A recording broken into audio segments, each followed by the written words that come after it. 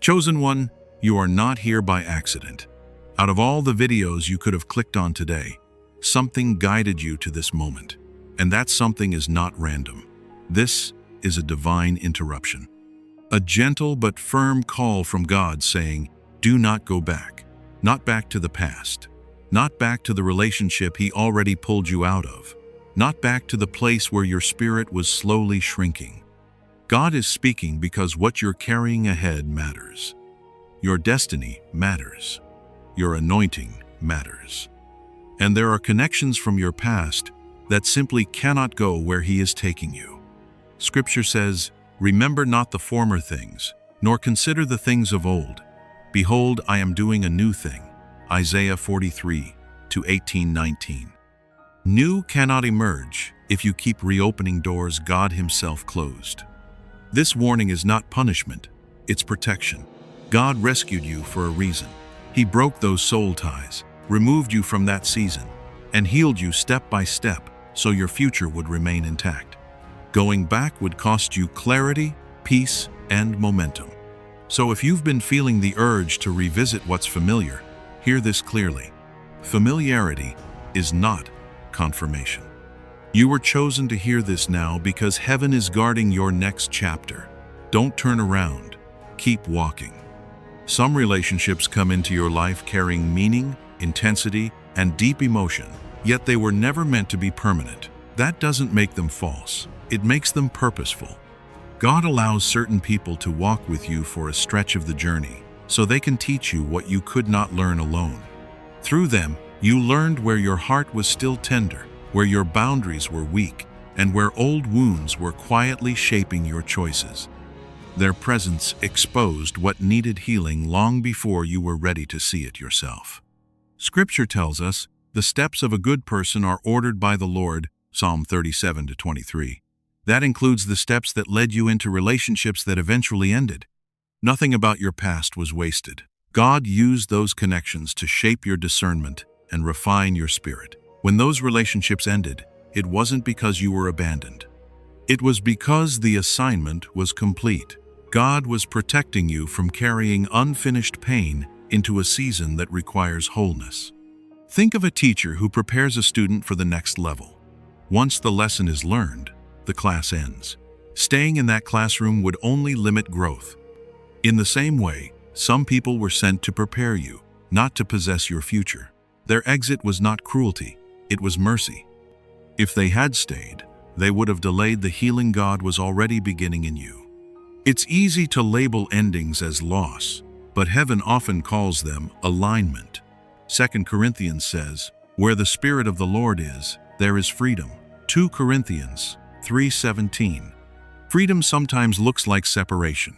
God knows which connections will restrict your movement, and which ones will help you run freely into what He promised. What cannot grow with you must be released from you. Yet understanding this truth doesn't always stop the pull of the past. Even when God has clearly moved someone out of your life, the temptation to look back can be strong. Memories soften, pain fades, and familiarity begins to whisper that maybe it wasn't that bad. But looking back does something subtle and dangerous. It slows your spirit. It divides your focus. It weakens your forward momentum. The Bible gives a sobering image through the story of Lot's wife. She was rescued, warned, and led out. Yet one backward glance turned her into a pillar of salt. That moment wasn't just about disobedience. It revealed attachment. Her body moved forward, but her heart stayed behind. Spiritually, that's where many people become stuck. They walk ahead physically, but emotionally, they remain tied to what God already removed. Jesus warned that divided focus leads to paralysis of purpose. You cannot build tomorrow while constantly reopening yesterday. Isaiah reminds us, my thoughts are not your thoughts, neither are your ways my ways. Isaiah 55:8. What you miss may not be what God sees. What you're tempted to return to may be the very thing that would hinder what's coming next. There is a story in Hebrews about faith that often goes unnoticed. It speaks of people who followed God without knowing where they were going, choosing obedience over clarity. Hebrews 11:8. Their faith wasn't proven by what they held onto, but by what they were willing to release. Forward movement always costs something, and most often, it costs the comfort of the familiar. When you keep revisiting the past, you unknowingly tell your heart that God's future is uncertain. But Scripture says, "Those who trust in the Lord are like Mount Zion, which cannot be shaken." Psalm 125:1. Trust anchors you. Looking back shakes you. One builds stability. The other keeps you restless. God does not ask you to let go to punish you. He asks you to let go because He knows what's ahead requires strength, clarity, and emotional freedom. The future He designed for you cannot be entered while dragging unresolved attachments behind you. Every promise requires space. Space in your heart, space in your mind, space in your spirit. So, if you feel the ache of release, know this: it is not a sign that you are losing something valuable. It is a sign that God is making room.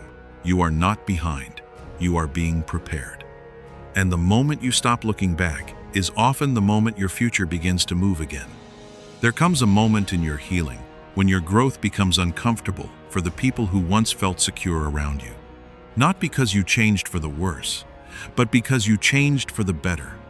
When God begins to restore your identity, strengthen your boundaries, and awaken your discernment, relationships built on control, dependency, or shared wounds can no longer survive.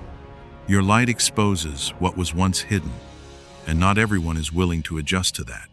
Scripture says, "Speaking the truth in love, we are to grow up in every way into Him who is the head, Christ." Ephesians 4:15. Growth is God's design, but growth shifts dynamics.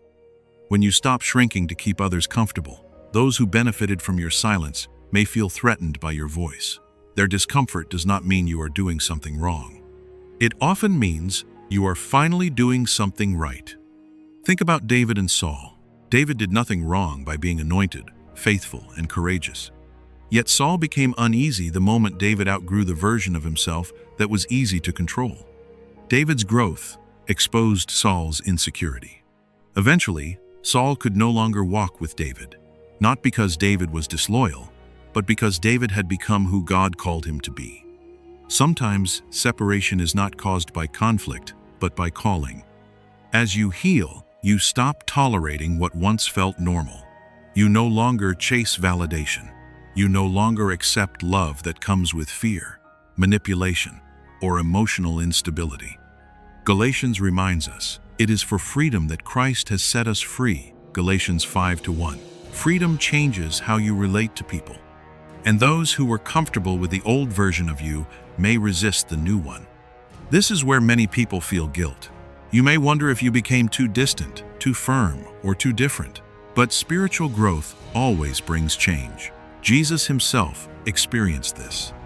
The same crowds that once followed Him fell away when His message required maturity and surrender.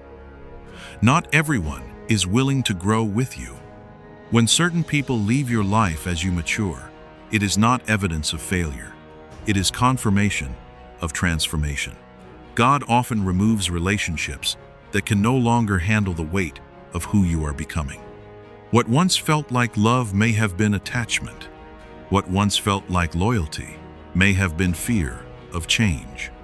2 Timothy says, "For God gave us a spirit not of fear, but of power and love and self-control."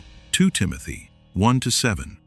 As that spirit becomes evident in you, relationships rooted in fear and control naturally dissolve.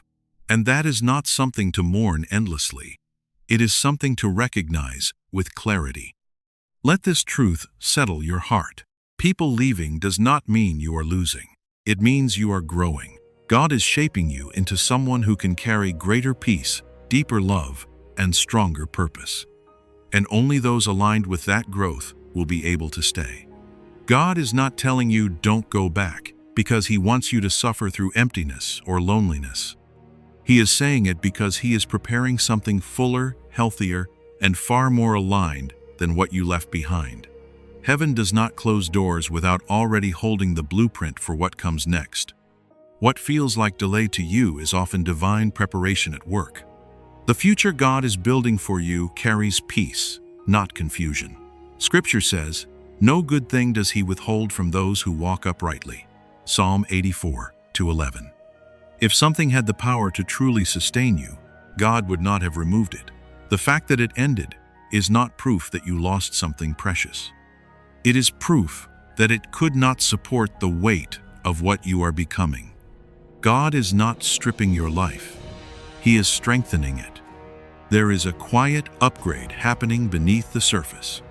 God is refining your standards, your capacity to receive healthy love, and your ability to discern what aligns with your calling.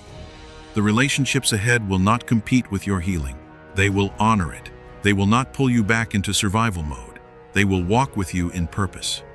The path of the righteous is like the morning sun, shining ever brighter till the full light of day. Proverbs 4:18.